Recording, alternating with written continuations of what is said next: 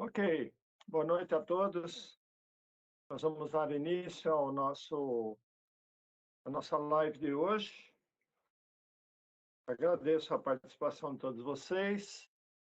Nós vamos trabalhar em cima do tema prioridades e decisões. E ao iniciar o nosso estudo, vamos ter uma palavra de oração, ok? Nosso grandioso Deus, nós te agradecemos, Senhor, por esse dia. Agradecemos pelo privilégio de podermos estar aqui trazendo a muitos irmãos a tua palavra para meditarmos sobre ela. Oramos a ti, pedindo a orientação e também a liderança do teu Espírito em nossos corações, de forma que recebamos a tua palavra como ela realmente é, palavra do Senhor, e que nós saibamos aplicar em nossas vidas da forma mais apropriada. Em Cristo Jesus, nosso Senhor, nós ainda te agradecemos pela participação de todos os que estão presentes agora e de todos aqueles que estarão vendo esse vídeo depois. Em Cristo Jesus, nós te oramos agradecidos. Amém. Muito bem. Irmãos, eu gostaria de fazer uma leitura em Ezequiel, capítulo 22. Então, Ezequiel, no capítulo 22, nós faremos a leitura de todo o capítulo.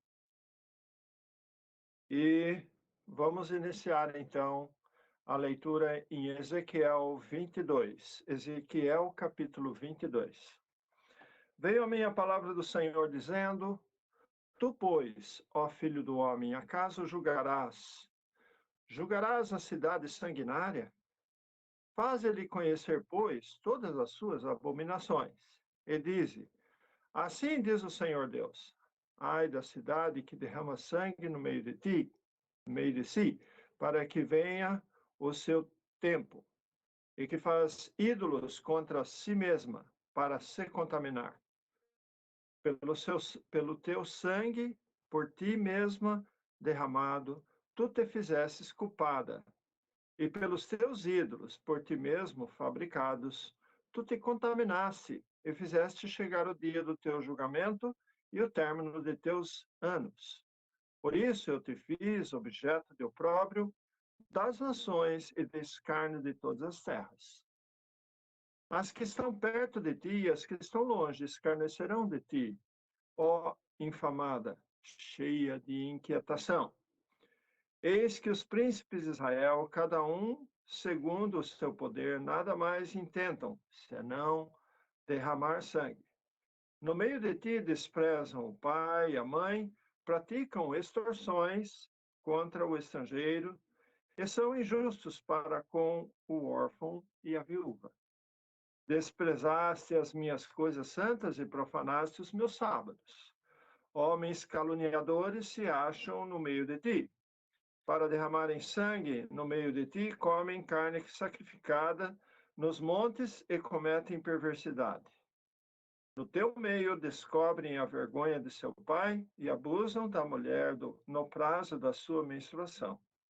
Um comete abominação com a mulher do seu próximo, outro contamina torpemente a sua nora, e outro humilha no meio de ti a sua irmã, filha de seu pai.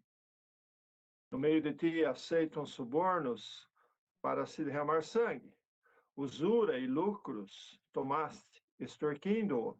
Exploraste o teu próximo com extorsão, mas de mim te esquecestes, diz o Senhor Deus.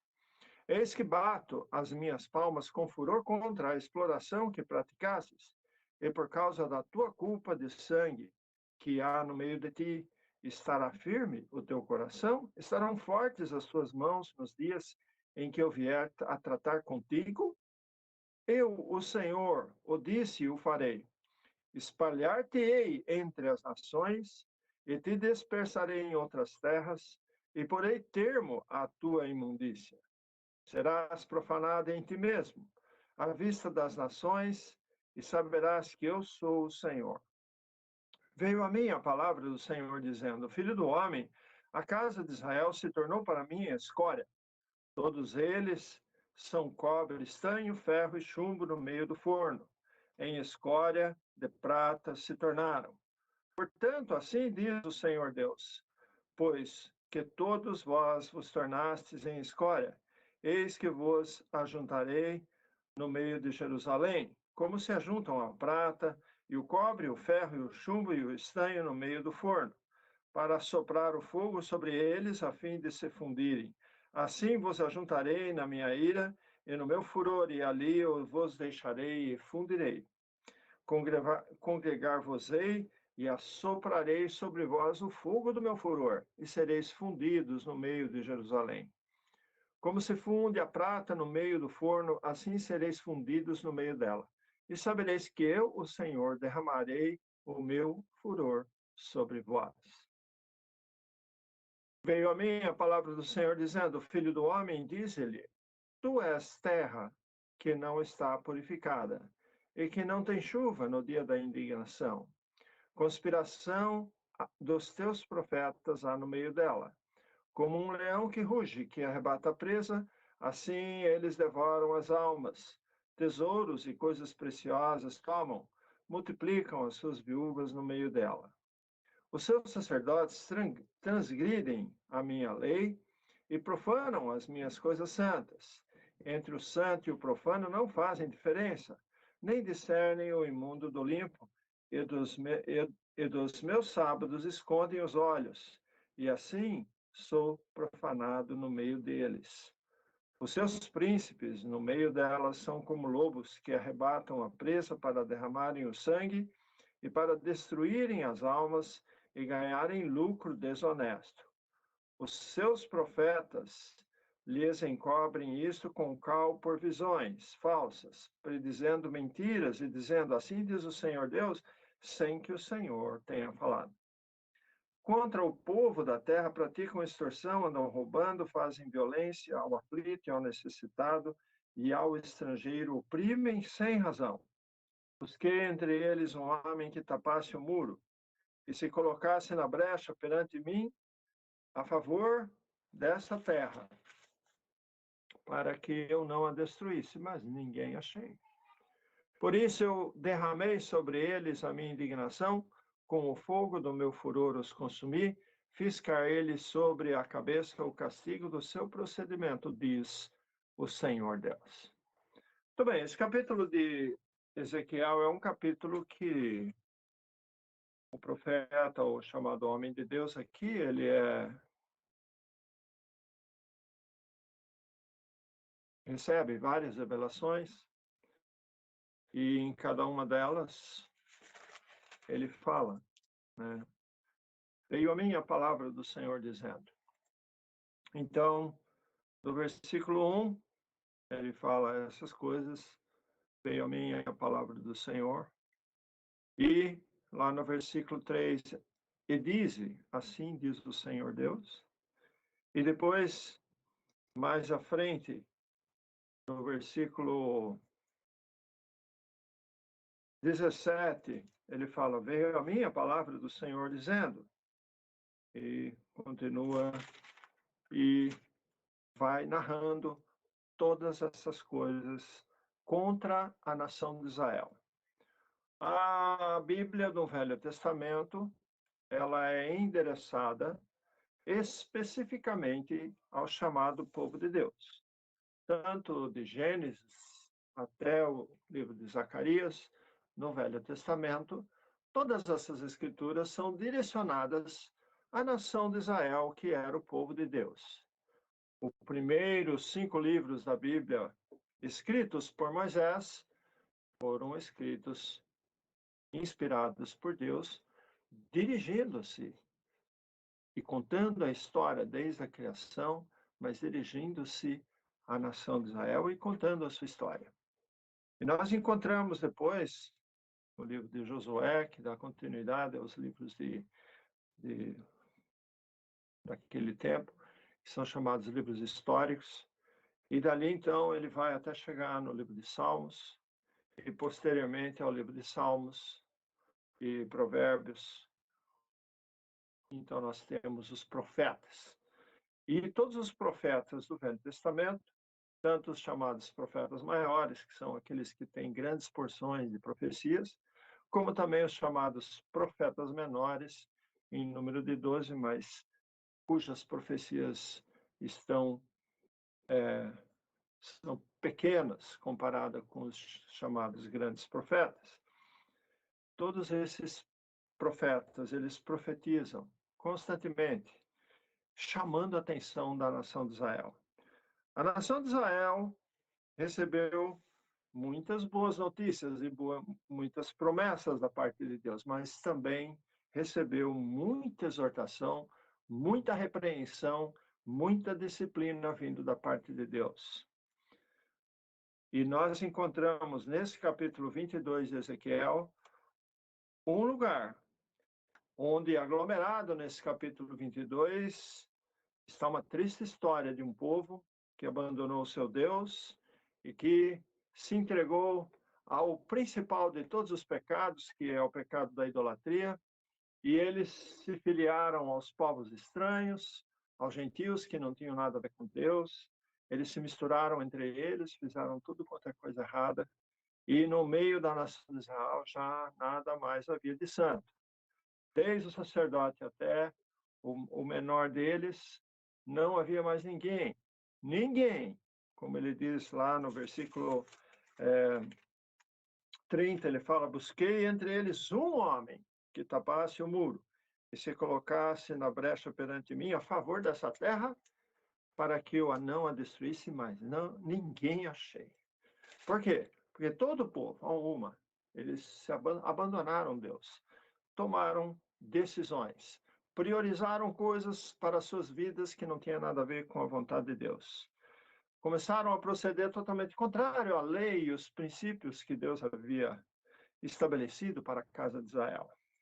Desprezaram todas as grandes maravilhas que Deus fez no meio desse povo, todos os grandes sinais e milagres que Deus havia feito no meio desse povo durante a sua história, e se encerraram em trevas no meio de um mundo perdido. Tudo isso porque assim eles decidiram nas suas prioridades, nas suas decisões. Nós somos hoje exortados por uma palavra que vem do nosso Senhor Jesus Cristo, daquele que é o chamado Filho do Homem, que realmente ele é o Filho de Deus, o chamado segundo homem, o segundo Adão, que veio a esse mundo e deu a sua vida para morrer pela igreja, pelo corpo de Cristo. Ele morreu por todos, mas todos aqueles que creem venham a fazer parte do corpo de Cristo. E nessa qualificação de corpo de Cristo, nós somos instruídos por Deus, por Cristo, a viver uma vida de santidade e uma vida de prioridade, priorizando as coisas de Deus. Não é difícil achar versículos que nos incitam a esse tipo de comportamento. E aqui, se vocês procurarem nas Escrituras, não precisa ir muito longe. Na carta de Paulo aos Colossenses, vocês vão encontrar no versículo do capítulo 3, do versículo 1 até o versículo 3. Ele diz: portanto, se fostes ressuscitados com Cristo, buscai as coisas lá do alto, onde Cristo vive, assentado à direita de Deus. Pensai nas coisas lá do alto, não nas que são aqui da terra, porque morrestes e a vossa vida está oculta juntamente com Cristo em Deus. Quando Cristo, vou ler mais um, quando Cristo, que é a nossa vida, se manifestar, então vós também sereis manifestados com ele em glória. Muito importante a gente perceber que nós somos chamados em Cristo, tirados das trevas, nós somos removidos do meio da negridão das trevas espirituais e nós somos libertados do império das trevas e transportados para o reino do Filho do seu amor.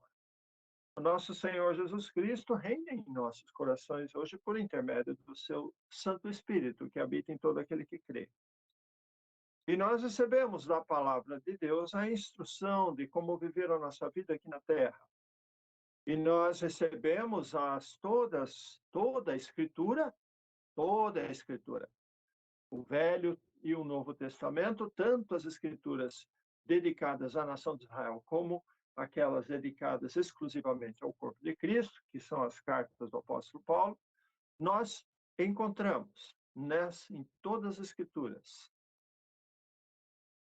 tantas coisas que mexem e transformam a nossa vida, para que nós vivamos uma vida adequada ao chamado que nós temos de servir o nosso Deus.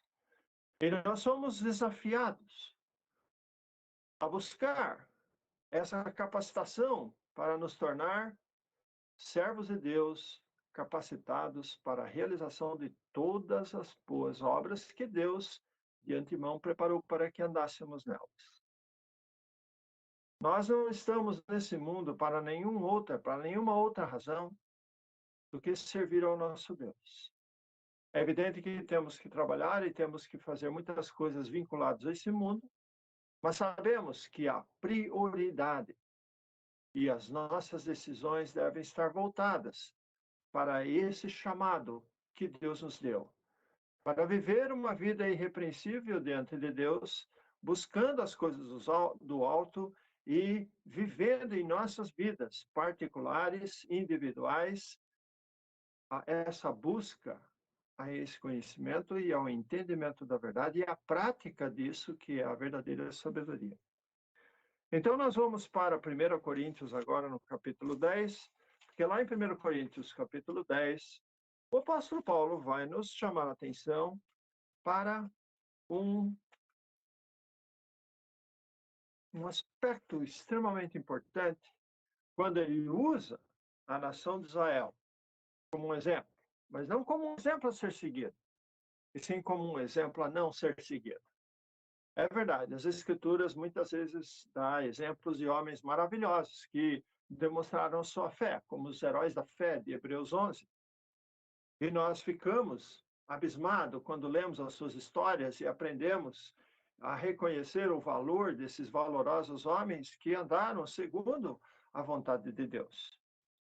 Homens que eram seres humanos comuns, como qualquer um de nós, homens que tinham uma vida presa a uma carne pecaminosa, homens que eram pessoas que cometiam falhas, mas esses homens priorizavam, tomavam decisões para que a vontade do Senhor fosse feita e não a própria. E nós encontramos, diante de tantos heróis, nós encontramos aquele que não é herói, mas é aquele que é o próprio Deus encarnado, o nosso Senhor Jesus Cristo, que é o servo de Deus que veio para servir a Deus e dar a sua vida para morrer por nós. Ele foi aquele que viveu integralmente a vida inteirinha. Ele viveu em obediência ao seu Pai. E para fazer a vontade do Pai, e para falar a mensagem do Pai, e para interceder ao Pai por nós e nos instruir o mundo, tanto os judeus como nós agora, a vivermos uma vida para agradar a Deus. Então, aqui, no capítulo 10 de 1 Coríntios, o apóstolo Paulo escreve àquela igreja que havia na cidade de Corinto, na Grécia.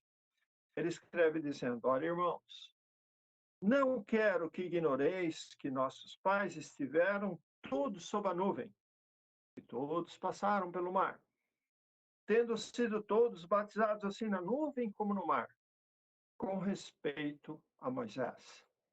Todos eles comeram de um só manjar espiritual e beberam da mesma fonte espiritual, porque bebiam de uma pedra espiritual que os seguia, e a pedra era Cristo. Entretanto, Deus não se agradou da maioria deles, razão porque ficaram prostrados no deserto. Ora, estas coisas se tornaram exemplos para nós, a fim de que não cobicemos as coisas más como eles cobiçaram. Não vos façais, pois, idólatras, como alguns deles, porquanto está escrito: o povo assentou-se para comer e beber, e levantou-se para divertir-se. E não pratiquemos a imoralidade, como alguns deles o fizeram e caíram num só dia 23.000. Não ponhamos o Senhor à prova, como alguns deles já fizeram e pereceram pelas mordeduras das serpentes. Nem murmureis, como alguns deles murmuraram e foram destruídos pelo exterminador. Essas coisas lhes sobrevieram como exemplos e foram escritas para advertência nossa, de nós outros, sobre quem os fins do século têm chegado. Então, aqui nós encontramos definitivamente um exemplo que Deus usa, um contra-exemplo, um grupo de pessoas, uma nação que muito antes do episódio de Ezequiel 22, muito antes já vinham fazendo coisas erradas. Desde o tempo em que a nação foi formada, eles muitos já estavam fazendo coisas erradas. E, de repente, a nação de Israel, que foi libertada do Egito para servir a Deus no deserto, ficou 40 anos no deserto, desobedecendo a Deus em muitas vezes. E essas coisas foram usadas pelo apóstolo Paulo como exemplos a não serem seguidos. Não vos façais, pois, idólatras. Olha aí a instrução de Ezequiel. Como Ezequiel, como um homem de Deus que proferia a palavra de Deus, movido pelo Espírito de Deus, como ele chama atenção para um povo rebelde que insistia em idolatria. Idolatria era o maior pecado. É o mandamento número 1 das Escrituras do Velho Testamento, dos chamados 10 mandamentos. É o mandamento número 1: não terás outros deuses diante de ti. E o povo de Israel foi atrás de outros deuses que não eram deuses. Foram atrás de entidades que não eram deuses, para servir essas entidades como serviam aqueles povos ignorantes em trevas. Cometeram pecados horrorosos, pecados dentro da família, fora da família, pecados no trabalho, pecados em tudo quanto é lugar. E lá eles são colocados como um povo que Deus derramará sobre ele a sua ira.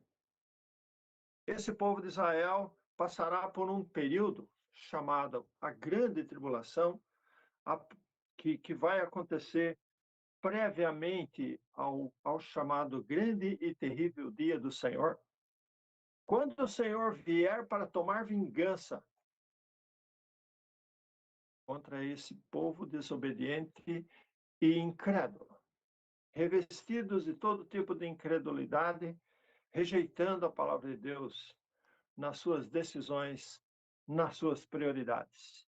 E hoje nós somos chamados a priorizar certas coisas e fazer decisões para a nossa vida, para que os nossos caminhos sejam corrigidos e a nossa vida seja repleta de coisas boas. A palavra de Deus diz claramente que o fruto do Espírito é amor. E o fruto do Espírito é permitir dar prioridade ao Espírito Santo em vez de dar prioridade ao nosso espírito. Quando nós damos prioridade à palavra de Deus em vez de dar prioridade aos nossos pensamentos, ideias e ações, nós temos muitas ideias, nós temos coisas que nós pensamos, que nós achamos bom. A Bíblia diz que há caminhos que ao homem parece ser bom, mas no fim são caminhos de morte. Então nós pensamos muitas vezes que o nosso pensar e as nossas ideias são geniais, mas não. A palavra de Deus diz que do coração humano surge todo tipo de coisa ruim. Então nós temos que lembrar que quando Deus deseja que nós priorizemos o Espírito Santo e a palavra de Deus em nossa vida, dar credibilidade às Escrituras e receber a palavra de Deus como verdade vinda de Deus, essa priorização vai trazer mudanças e consequências na nossa vida. Eu conheço muitas pessoas, e vocês conhecem também, pessoas que entregaram sua vida aos vícios e viveram uma vida altamente destruidora e causaram muito prejuízo a muitas pessoas, muita dor, muita desilusão a tantas pessoas. E quando eles creram no Evangelho e começaram a seguir a palavra de Deus e aplicar na sua própria vida, a família que estava toda desmantelada começou a juntar novamente. Aquele casamento que estava em, em processo de separação começou a se reintegrar e voltar à sua normalidade. Normalidade, eu digo porque a normalidade de um casamento não é perfeição. Normalidade que eu digo é que as duas pessoas começaram a se relacionar novamente. E baseado nas Escrituras e no conhecimento da palavra de Deus e nos ensinos que Deus, nosso Senhor Jesus Cristo, transmitiu por intermédio do apóstolo Paulo para a igreja, nós aprendemos a respeito de relacionamentos, aprendemos a respeito de ser pais, aprendemos como exercer a paternidade e como criar filhos que sejam no futuro servos do nosso Senhor Jesus Cristo, como nós devemos ser. E nós, depois de caminhar dessa forma, e depois de termos feito essas decisões e termos priorizado essas coisas que vêm do Senhor, nós olhamos com alegria em nossos corações, vendo o resultado de filhos casados e com famílias felizes, obedientes e sujeitos ao mesmo Cristo que nós somos. Quão delicioso a gente vê o resultado da palavra de Deus e da ação do Espírito Santo na vida do homem que crê. Como é importante a gente se deliciar com o resultado das decisões acertadas que nós fazemos quando nós buscamos as coisas do alto, quando nós priorizamos a verdade de Deus nas nossas vidas. Tribulações, perseguições, sofreremos, é bem verdade, mas quem que escapa de tribulações? Se você andar pelo caminho das trevas, você vai sofrer tribulações, porque nas trevas não há amor. Nas trevas, o líder das trevas, o mundo das trevas não ama quem participa das trevas. Por isso, eles sofrem também. Então, é melhor sofrer por uma causa boa do que sofrer também por uma causa ruim. Para que desperdiçarmos? Se vamos sofrer por uma coisa boa e não por uma coisa inútil que não vai ter vantagem absolutamente nenhuma. A palavra de Deus diz que tudo coopera para o bem daqueles que amam a Deus, daqueles que são chamados segundo o seu propósito. E a palavra de Deus diz que também, olha só, vamos ler esse versículo em Romanos, no capítulo 8. Romanos, no capítulo 8,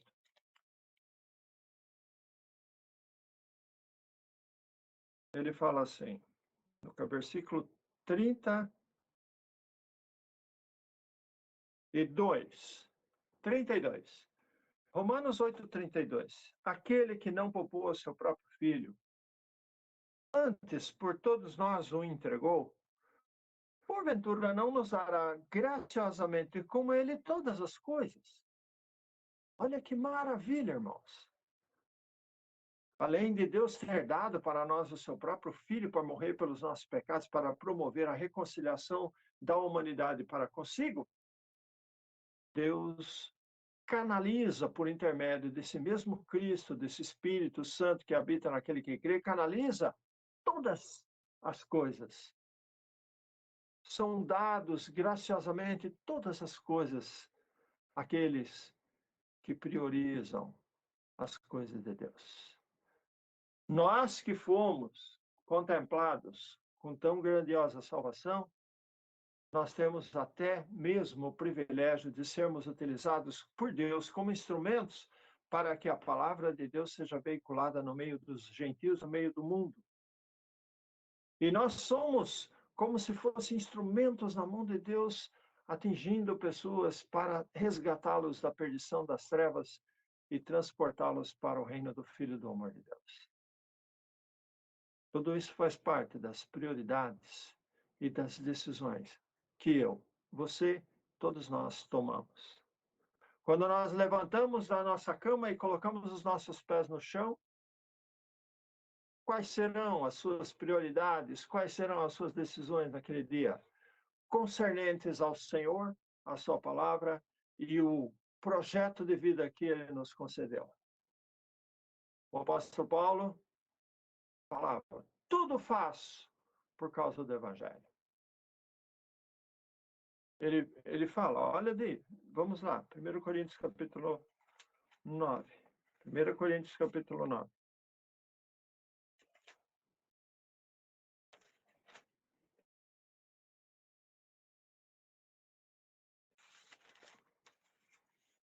Versículo 23.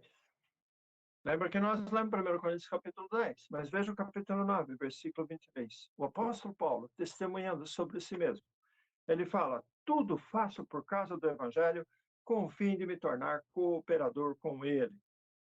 No versículo 24, ele continua dizendo: não sabeis vós que os que correm no estádio, todos na verdade correm, mas um só leva o prêmio? Correi de tal maneira que o alcanceis. Daí ele fala: todo atleta em tudo se domina, aqueles para alcançar uma coroa corruptível, que era a coroa de louros, que era dado aos vencedores das Olimpíadas na época. Mas aí ele diz: nós, porém, a incorruptível, ou seja, uma coroa incorruptível de glória nos céus. Então ele fala, o apóstolo: assim corro eu. Assim corro também eu. Não sem meta. Olha só, ele tem uma meta. Assim luto, não como deferindo golpes no ar. Quando você luta, quando você treina, por exemplo, você não dá murro no ar. Você tem aquele negócio, aquele saco de pancada, né? Em que você bate ali para você treinar e bater. Até que chega a luta em que você bate no seu inimigo. Então ele luta, não como se desferindo golpes no ar. Mas ele fala: mas esmurro o meu próprio corpo e o reduzo à escravidão, para que, tendo pregado a outros, não venha eu mesmo a ser desqualificado. Então, o próprio apóstolo Paulo, ele tem o próprio corpo como saco de pancada, em que ele lutava contra si mesmo, porque dentro dele existia um outro ser que queria fazer coisas diferentes. É como se fosse uma esquizofrenia, que nós, de um lado, queremos agradar a Deus, do outro lado, queremos fugir da presença de Deus. De um lado, queremos fazer a palavra de Deus, do outro lado, queremos seguir as nossas próprias filosofias. Em um outro lado, nós queremos seguir o plano de Deus, as ideias de Deus. No outro lado, nós queremos seguir os nossos próprios pensamentos, as nossas próprias idealizações. Então, nós somos inimigos de nós mesmos. Porque aqui existem duas pessoas. Tem um que é espiritual e o outro que é carnal, vendido ao pecado. E nós somos chamados a viver uma vida debaixo da orientação do Espírito de Deus, que nos promove para Deus, ao passo que a nossa carnalidade nos chama para o pecado, ficar longe de Deus. E aí está a priorização dos nossos atos, pensamentos e ações. O que vamos priorizar? É verdade que todo ano, quando chega nessa época do ano, muita gente começa a tomar decisões. O ano que vem vai ser tudo diferente. Ano que vem eu vou começar o ano fazendo coisas diferentes. Eu vou mudar, eu vou perder peso, eu vou fazer um curso de inglês, eu vou fazer isso e aquilo, eu vou mudar de emprego, eu vou fazer isso, vou fazer aquilo, vou ganhar muito dinheiro, vou fazer isso. Muita gente quer ainda acreditar nessa mentira de que quando chega uma determinada época do ano, nós podemos tomar decisões que nós vamos honrá-la. Decisões desse tipo, voltadas para o nosso ego, são decisões voltadas para o pó, porque é isso que nós somos. A Bíblia bem declara: tu és pó e ao pó tornarás. Esse corpo material, tudo aquilo que você conseguir para o bem desse corpo material, vai ficar como material dissolvido no pó, juntamente conosco. Você conhece alguma coisa que existe e que não se tornou obsoleta e que se não caiu em desuso? Tudo que o homem faz vai passando com o tempo, vai caindo em desuso, vai se tornando obsoleto.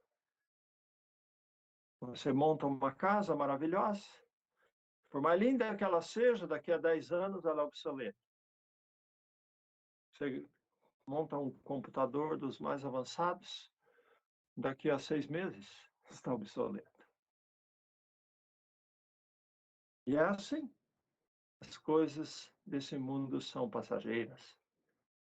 Mas os valores eternos são nos dados como alvo pelo nosso Senhor Jesus Cristo e que nós devemos priorizar. E a nós cabe tomar essa decisão. A nós cabe fazer essa decisão diante do nosso Senhor Jesus Cristo.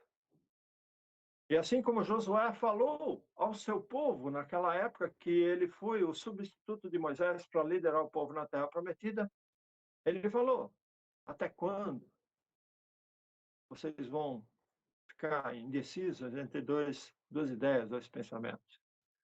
Ele fala: eu e a minha casa serviremos ao Senhor. Então Josué tomou uma decisão. Ele tomou uma decisão prioritária, em que ele priorizou o Senhor, priorizou a vontade de Deus.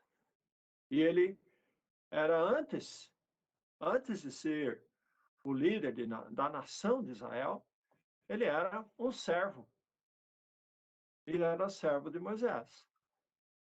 Ele era aquele rapazinho, aquele jovem que acompanhava Moisés, que servia Moisés.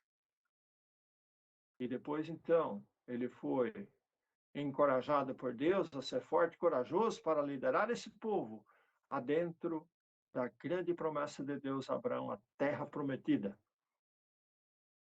E que Josué fez com muita coragem.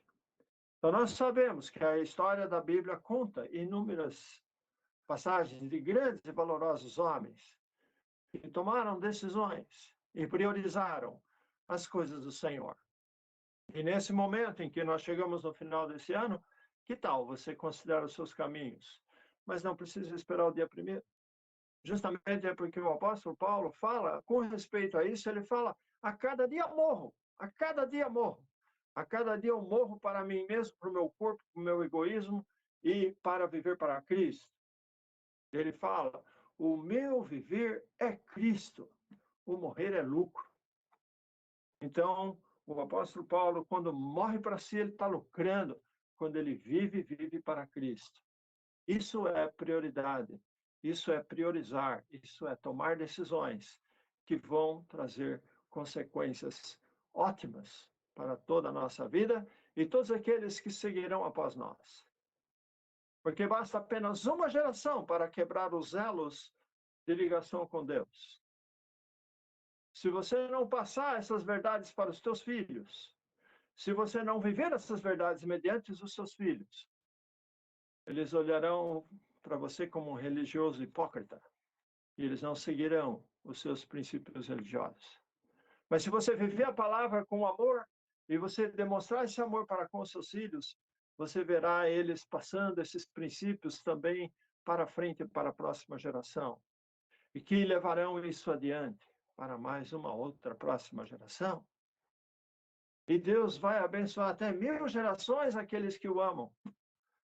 E nós, então, quando amamos a Deus e usamos o amor de Deus para amar-nos uns aos outros, só bênçãos virão. Mas o que faremos na nossa vida? O que fará você? da sua vida? Você está interessado em priorizar? Você está interessado em tomar decisões que são decisões concernentes, decisões que são vinculadas ao Senhor? São vinculadas à tua serviência ao Senhor? Vinculadas aos objetivos da sua vida para servir? Nesse momento, eu desafio vocês. O povo de Israel descambou com a sua liderança e se afastou de Deus e andou por maus caminhos.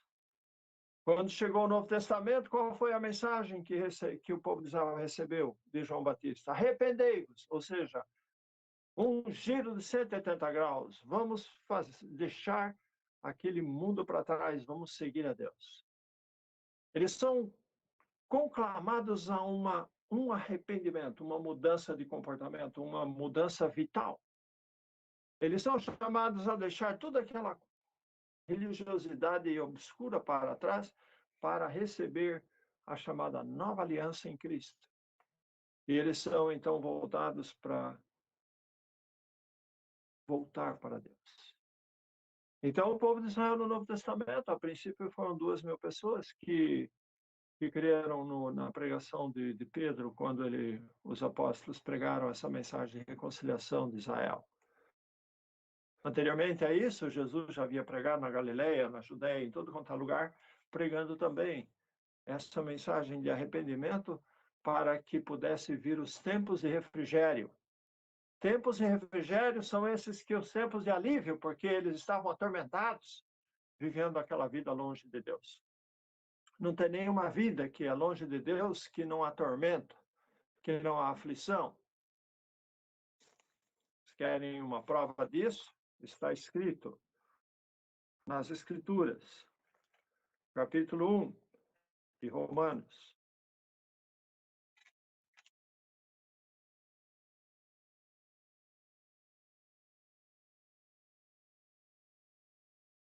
Versículo 28. E por haverem desprezado o conhecimento de Deus, olha aí, por ter desprezado Deus, o próprio Deus os entregou uma disposição mental reprovável para praticarem coisas inconvenientes, cheios de toda injustiça, malícia, avareza e maldade, possuídos de inveja, homicídio, contenda, dolo e malignidade, sendo difamadores, caluniadores, aborrecidos de Deus, insolentes, soberbos, presunçosos, inventores de males, desobedientes aos pais, insensatos, pérfidos, sem afeição natural e sem misericórdia. Que terror, que terrível! Desprezar o conhecimento de Deus. No capítulo 2, ele fala no versículo 9: tribulação e angústia virão sobre a alma de qualquer homem que faz o mal, judeu primeiro e também do grego.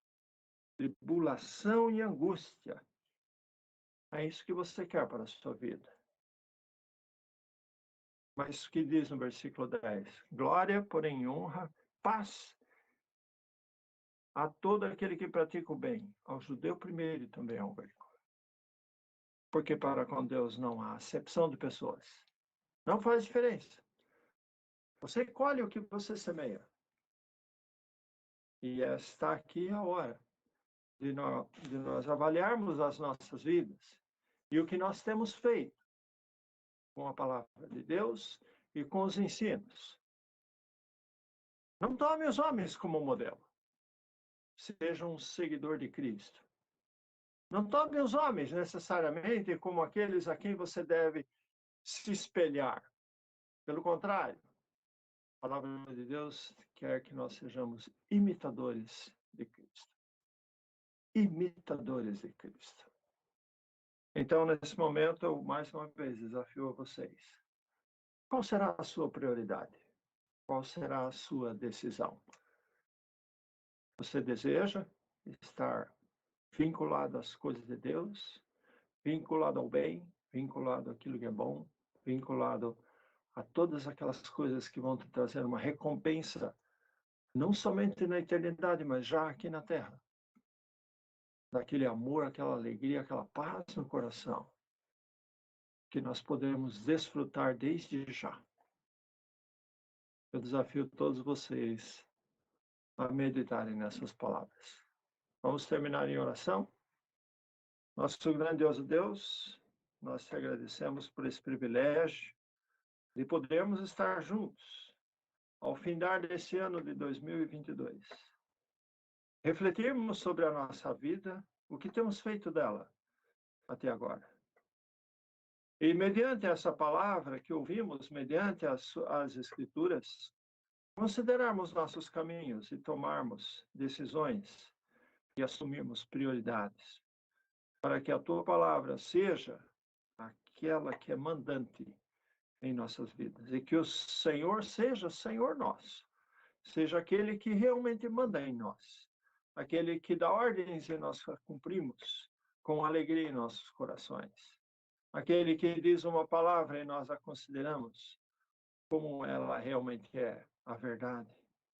Mas nós oramos para que cada um que esteja nos ouvindo possa refletir sobre essas verdades e perceber que a decisão vem de cada um dos corações. E todos nós colheremos aquilo que estamos semeando. Em nome do nosso Senhor Jesus Cristo, nosso Salvador e Senhor amado, nós te oramos e agradecemos por tudo. Amém. Muito bem, queridos, amados, nosso tempo está praticamente pelo fim, né? Temos ainda alguns minutos, mas eu gostaria de, mais uma vez, exortar todos vocês para que, se houver alguma dúvida, alguma pergunta, dirija-se ao nosso grupo lá, faça suas perguntas no canal Unidos em Cristo, ou também podem se dirigir ao meu WhatsApp e fazer perguntas diretamente a mim ou de todos os outros servos do Senhor que estão disponíveis para responder às suas dúvidas. Ok? Muito obrigado. Boa noite a todos. E vamos